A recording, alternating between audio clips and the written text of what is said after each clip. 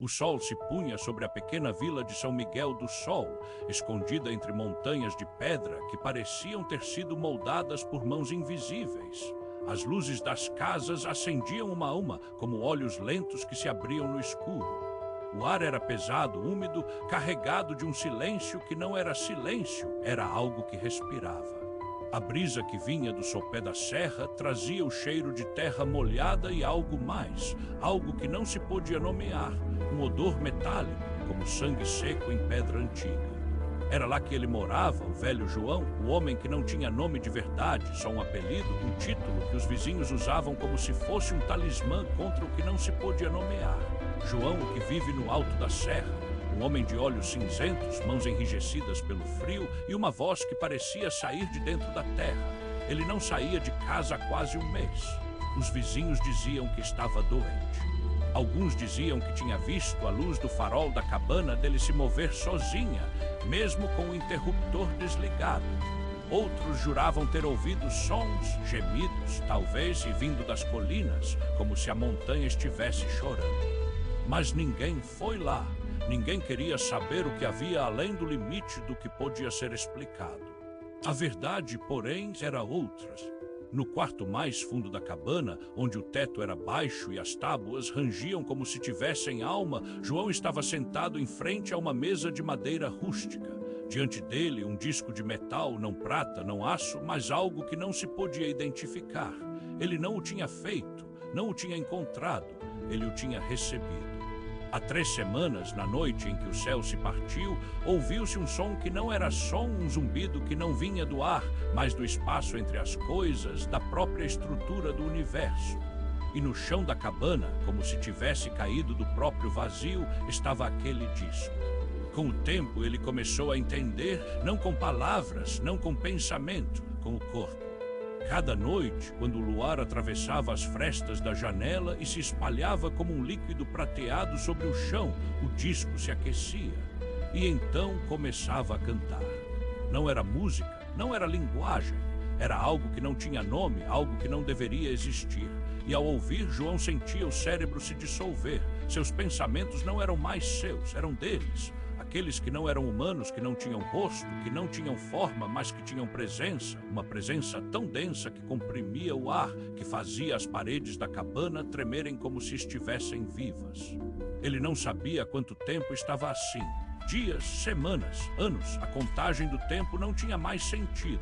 O tempo era um véu, um tecido que havia sido rasgado, e agora o que existia era apenas o agora infinito. O agora onde o tempo não passava, apenas existia.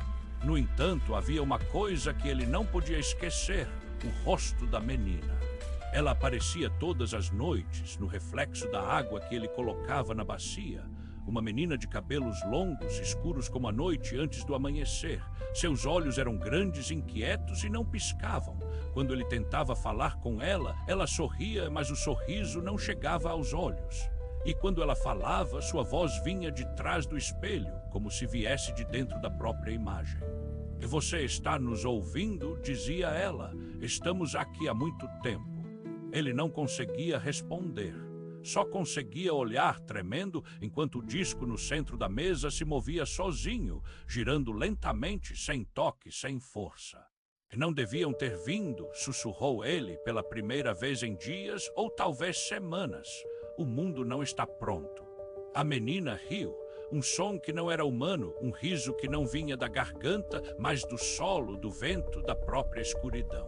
"E o mundo nunca esteve pronto", respondeu. "Mas vocês vieram, vocês sempre vêm, procurando, chamando, dando nome aos monstros que vocês próprios criaram." João tentou levantar, mas seus músculos não respondiam. O corpo não era mais dele, era um hospedeiro, uma cápsula, um container de carne para algo que não deveria existir. Naquela noite, o disco começou a emitir luz. Não a luz de uma lanterna, não a luz de um sol. Era uma luz que não tinha cor, era a ausência de cor, o vazio que brilhava. E do centro do disco, um fio fino, como uma raiz, como um nervo, se esticou até o teto, cortando a madeira como se fosse papel. E então começou a chamar. Não com voz, não com som, com presença. Como se o universo inteiro estivesse sendo puxado por um fio invisível, como se o mundo tivesse sido desligado de um instante para o outro e só agora começasse a funcionar novamente.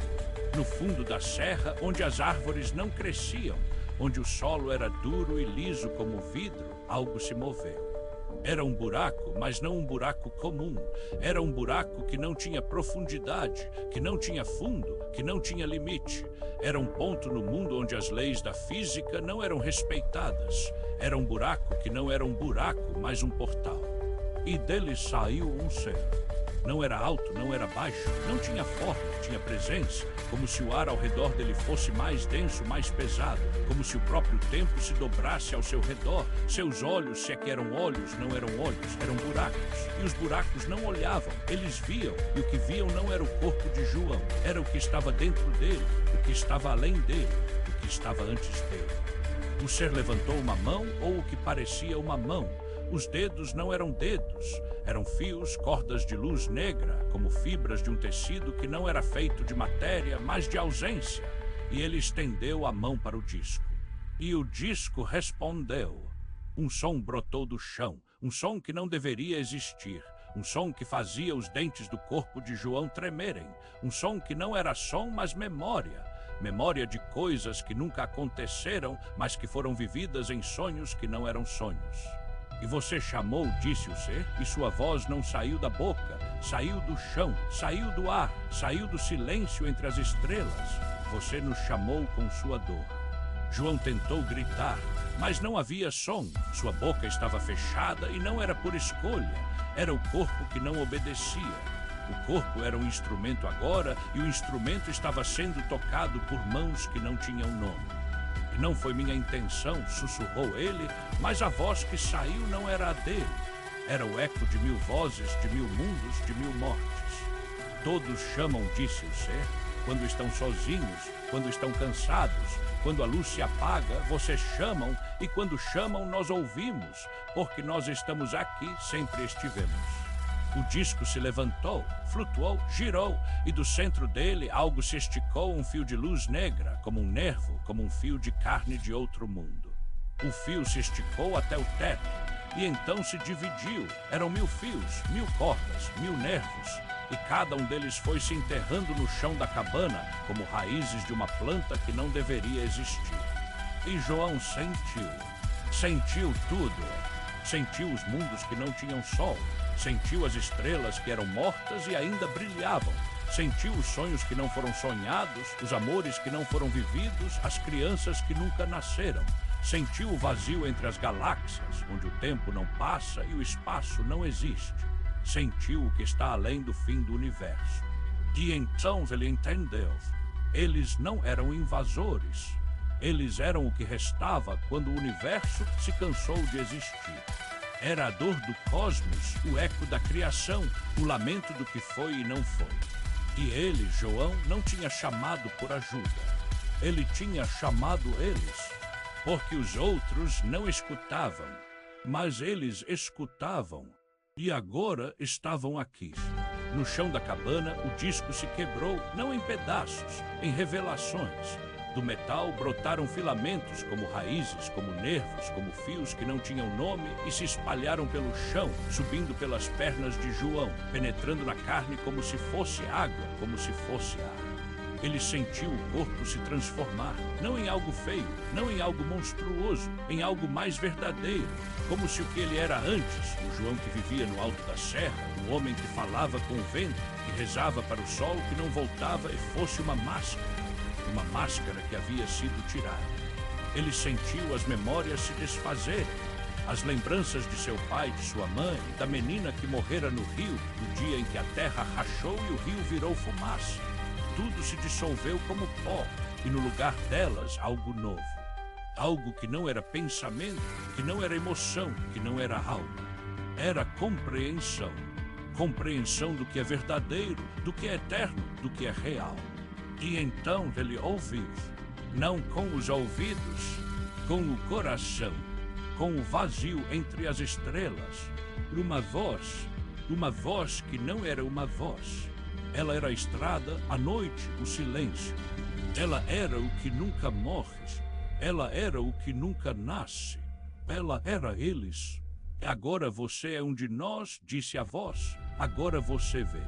João tentou gritar, tentou chorar, tentou sentir medo. Mas não havia medo, não havia dor, apenas existência. E ele entendeu.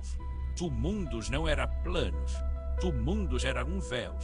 E atrás do véu havia o que não deveria ser visto. Havia o que não deveria ser nomeado. Havia o que não deveria existir. Mas existia. E agora ele estava lá. No alto da serra, a cabana se moveu. Não fisicamente, não como uma casa, como um ser. As tábuas do chão se curvaram como pele. As janelas se abriram, mas não com madeira, com pele. O teto se desfez, não em pedaços, mas em um movimento lento, como um corpo que respira. Da cabana saiu uma figura que não era João, que não era o ser, que era algo entre os dois.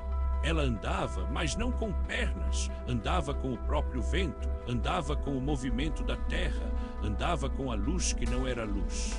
Ela olhou para baixo, para a vila, e sorriu, não um sorriso humano, um sorriso que não tinha boca, um sorriso que era o silêncio. E naquele instante, todos os que viviam na vila sentiram. Sentiram um frio que não vinha do ar, sentiram uma presença que não vinha do vento, sentiram o chão tremer mesmo sem tremor. Sentiram, e então todos começaram a ouvir, não com os ouvidos, com as almas, porque agora eles também estavam escutando. A voz que não era voz, a voz que não era som, a voz que era o que era. Ela não dizia nada, mas todos entenderam. O que havia vindo não era um monstro, não era um Deus, não era um anjo, era o que é, o que foi, o que será, o que não pode ser nomeado. E ao ouvir, os homens da vila caíram de joelhos. As crianças pararam de correr. Os animais pararam de gritar. E lentamente, como se fosse a coisa mais natural do universo, todos começaram a se transformar. Suas peles ficaram pálidas, seus olhos se abriram, mas não piscavam, suas bocas se moveram, mas sem som. Eles não estavam morrendo, estavam acordando, porque o que havia vindo não era para destruir, era para acordar. E o mundo, que acreditava que era um lugar onde os homens eram reis, descobriu, no silêncio mais profundo da noite, que era apenas um sonho. Um sonho que estava acabando. E na serra, o que era João, ou o que sobrou dele, levantou os braços. Não como um homem, como um portal. E do seu corpo agora vazio, do seu corpo agora aberto, brotaram 1000 fios negros, como raízes, como nervos, como vida que não era vida. E cada fio foi se enfiando no chão, no ar, na carne, no vento. E cada fio chamou, não com palavras, com presença.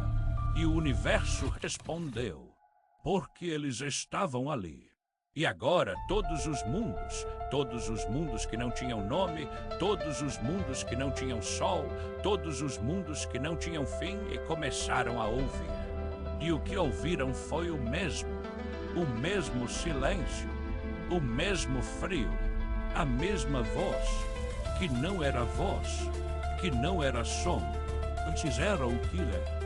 E no fim, quando a última estrela se apagou, e o tempo parou, e o espaço se dobrou, e o universo se fechou como um olho, houve apenas uma coisa, uma presença, um ser, um nome, e ele não tinha nome, porque o nome era o que não pode ser nomeado.